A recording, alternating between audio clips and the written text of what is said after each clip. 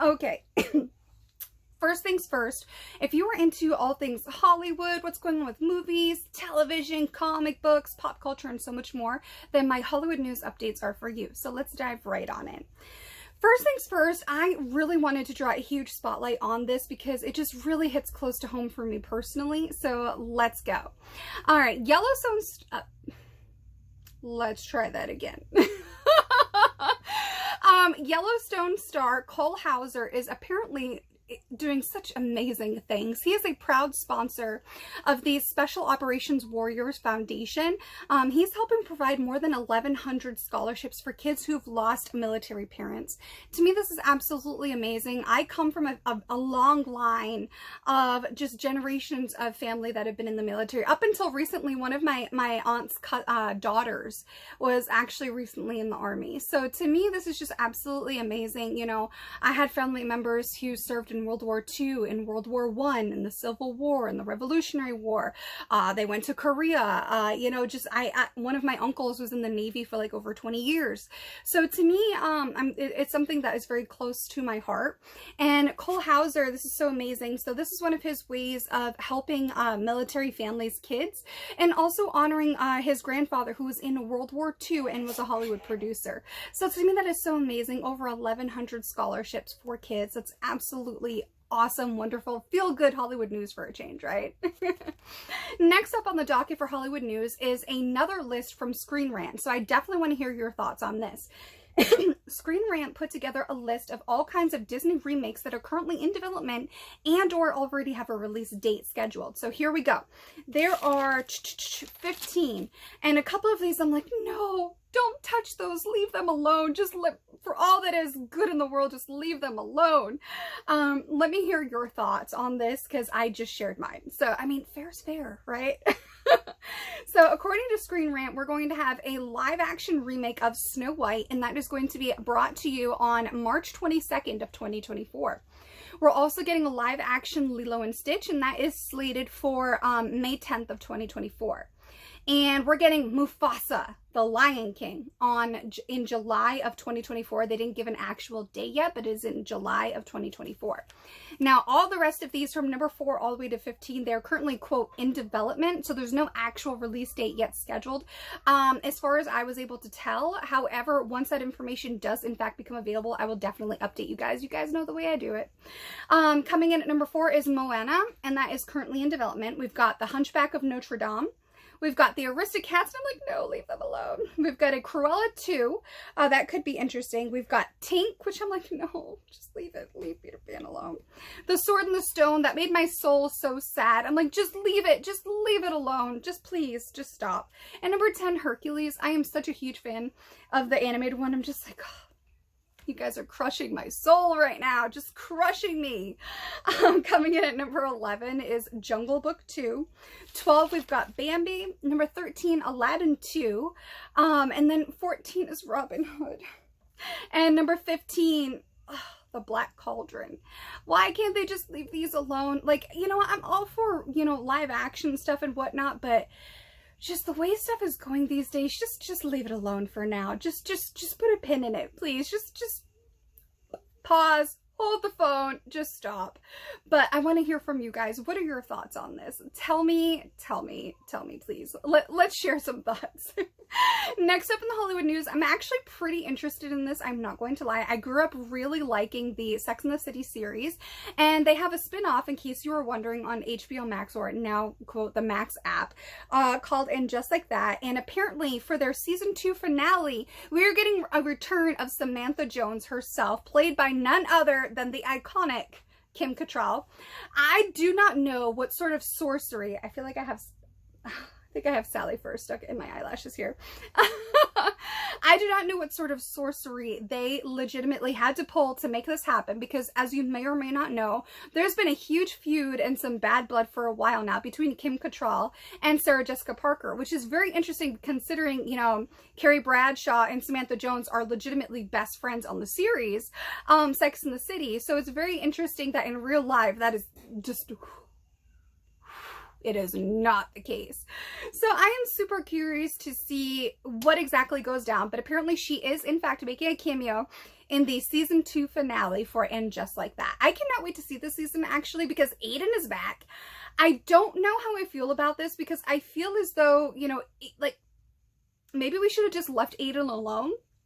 You know, I mean, Carrie cheated on him, you know, for Big, and, you know, Big dies in Just Like That, spoiler alert. You know, so I don't know. So I'm going to reserve judgment, but let's put a pin in that. I think we're going to be putting a lot of pins today. I think that's just the way the episode is going. But Kim Cattrall is back for the season finale of Just Like That for a cameo as Samantha Jones. All right. DreamWorks is piling on through and moving forward with production. Production is set to begin this summer for DreamWorks in their live-action remake, here we go again, of How to Train Your Dragon. They have officially cast Hiccup and Astrid, and the movie is slated to be released on March 14th of 2025. So far, they have hired on Mason Thames and Nico Parker.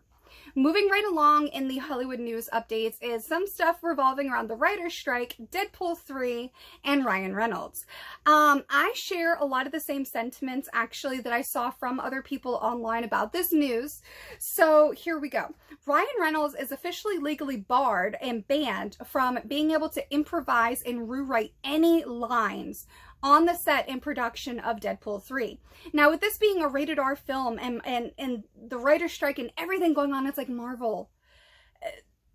One of the reasons why Deadpool's character was so amazing is the humor that Ryan Reynolds brings to the character to give it the authenticity that that character needed, because that character is a humorous rated R type of anti-hero, basically. So I feel like this could potentially be a detriment. Now, Ryan Reynolds, as a writer for Deadpool 3, is not allowed to make any changes to the script during production at all, and he is known for improvising lines and coming up with jokes. He is a very humorous and witty person. And that's where you can see the huge differences, I shouldn't say parallels, I should say differences between when he was the Green Lantern versus him being Deadpool. Like, he embodies Deadpool. When you think of Deadpool, you think of Ryan Reynolds. When you think of Ryan Reynolds, you think of Deadpool. It's a symbiotic relationship. They're simpatico, whatever, you know. I just don't know how this is going to positively affect the overall success and the writing of Deadpool 3. Like, he cannot make any changes. I don't know how I feel about that. Definitely tell me your thoughts about this as well, because I think a lot of people on the internet were actually sharing the same sentiments as myself. Now, moving right along, we've got Lionsgate Films. Lionsgate Films has confirmed that they are going through in early stages of development for John Wick 5. I feel like John Wick 4 was the perfect send-off. I mean, that film was the single most successful John Wick film of the entire franchise. And like we talked about last week, it actually brought the John Wick franchise as a whole to an over $1 billion franchise. So, I don't know. This almost seems like a potential situation for that turn of phrase, you know, cut off your nose to spite your face. I don't know. This could be great because I absolutely adore Keanu Reeves. I think he has absolute goals. He has amazingness as a human being. So I really do want this to go well.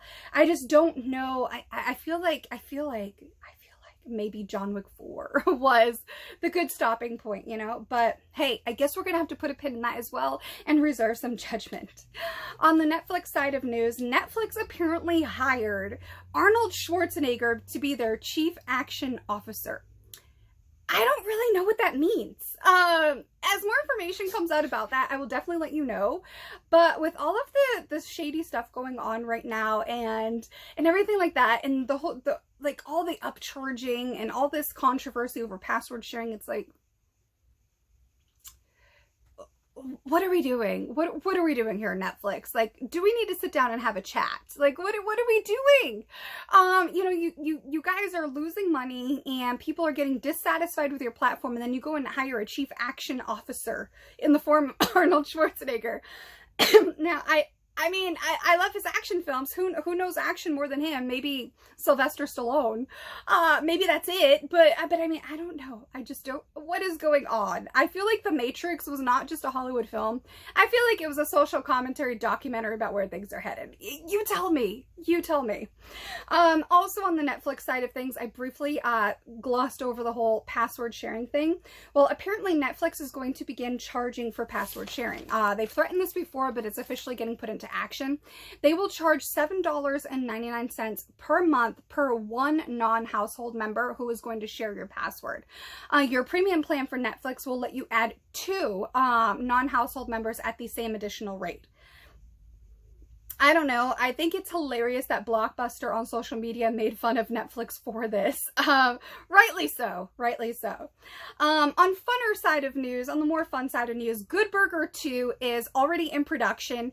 They were on set for their filming locations on the East Coast. One such location was in Rhode Island, where celebrity investor Mark Cuban was spotted on the set. So this is kind of cool. I like seeing a lot of different roles and stuff go to where I'm from, so I definitely had to shine a spotlight on that.